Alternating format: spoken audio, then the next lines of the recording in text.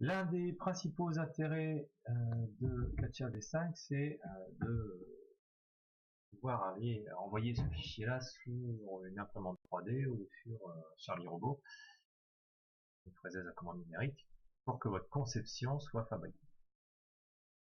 C'est pour ça que vous allez prendre un petit peu de temps pour concevoir la jante sous Katia V5, donc la jante qu'on va retrouver dans votre dossier conception, et le retrouver dans jante arrière vide.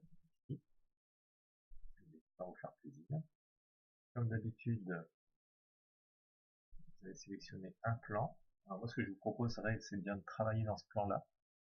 On va retrouver le passage de l'axe, la jante, les petits espacements ici qui vont permettre à la matière de couler à l'intérieur et de créer une adhésion entre le pneu extérieur qui sera tout autour de la jante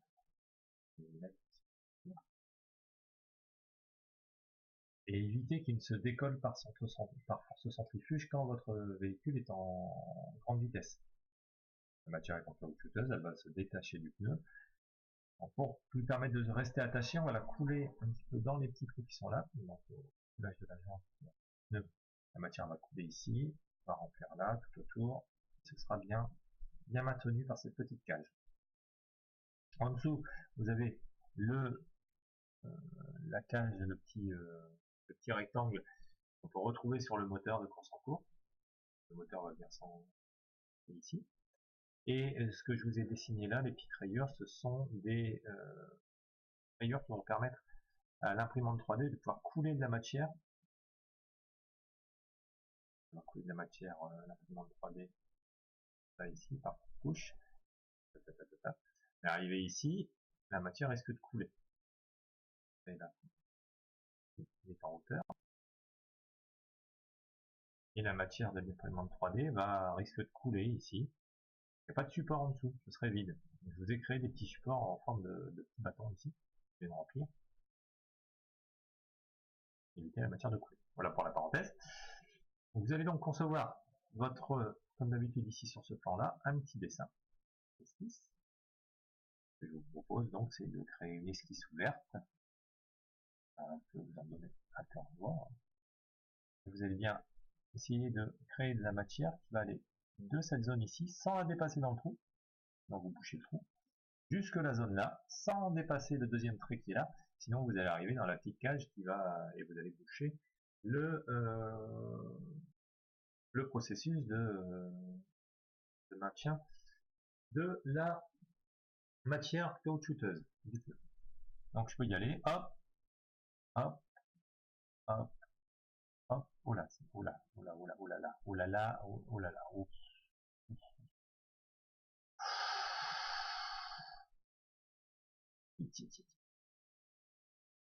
Bon, admettons.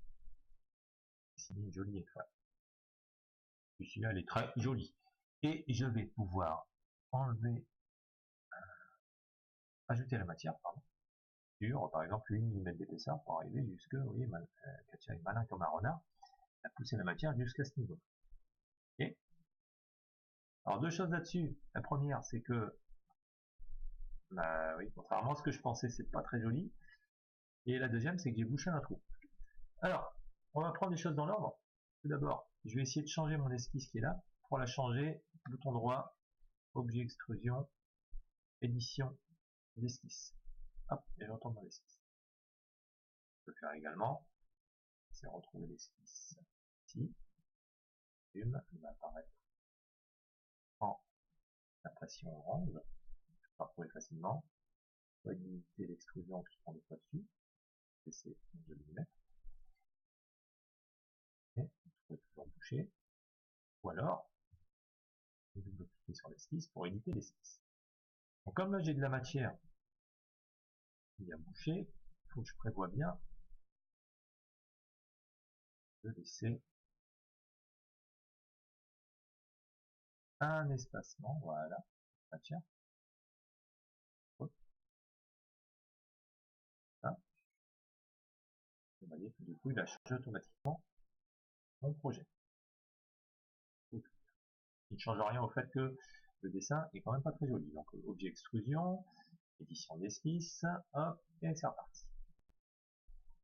Et j'aimais bien ma première flèche, je dirais toutes les autres.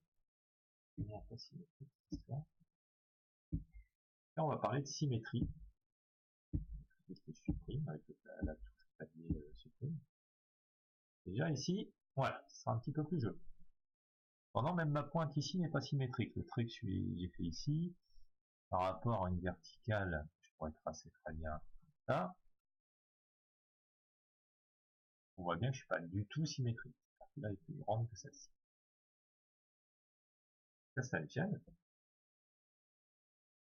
Supprime. Ceci est un élément que je peux rendre symétrique. Ça met mon étiquette ici. Miroir. Voilà, miroir. Et je vais rendre, je vais faire un miroir de cette forme-là par rapport soit à cet axe-là, mais ici, parce que je voulais, vous voyez bien qu'il y a une symétrie parfaite entre ce trait-là et ce trait-là. Je veux un miroir avec cet axe-là. Ah! Passons sur flèche parfaitement pointue et symétrique. J'aimerais en créer une deuxième ici, une troisième là, une quatrième.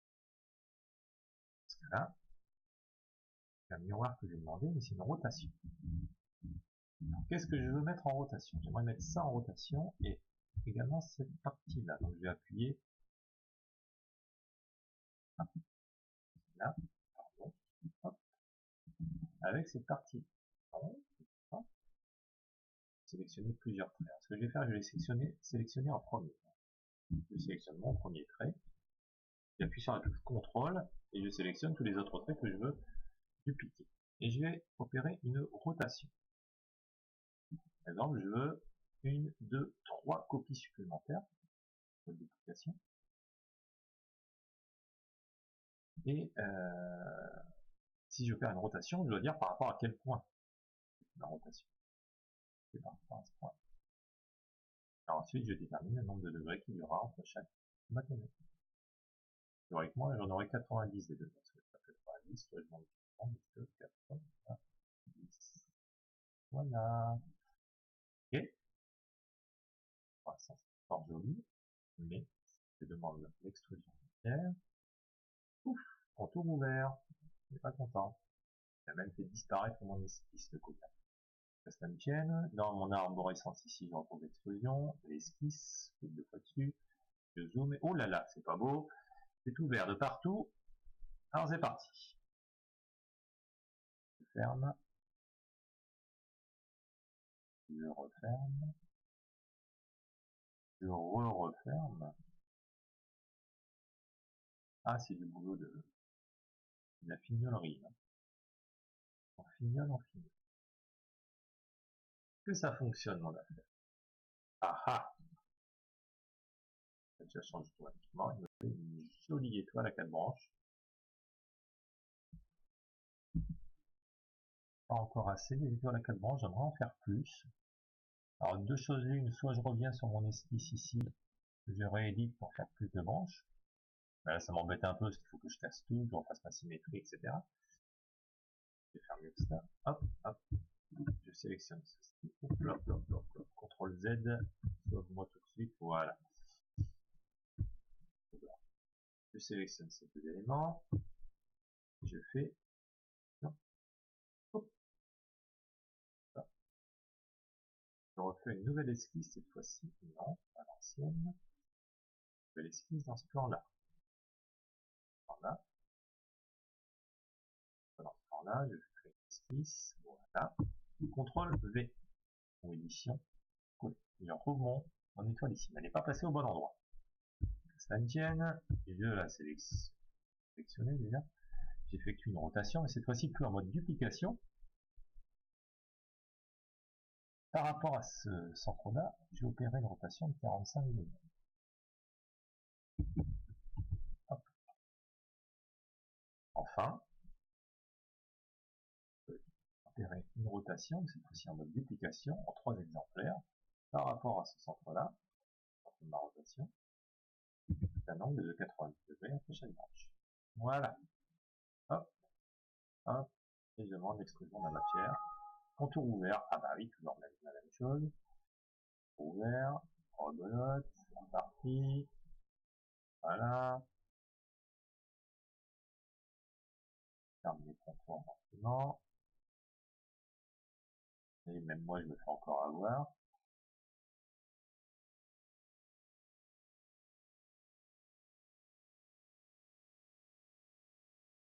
Là. Là. Hop. J'oublie pas, oulala, j'oublie pas mon cercle au milieu, sinon je vais encore avoir de la matière. On n'est pas besoin. Je peux boucher partout. Hop, et je peux demander de la matière sur 7 mm ou 8 hein, pour créer un petit effet de décalage, pourquoi pas.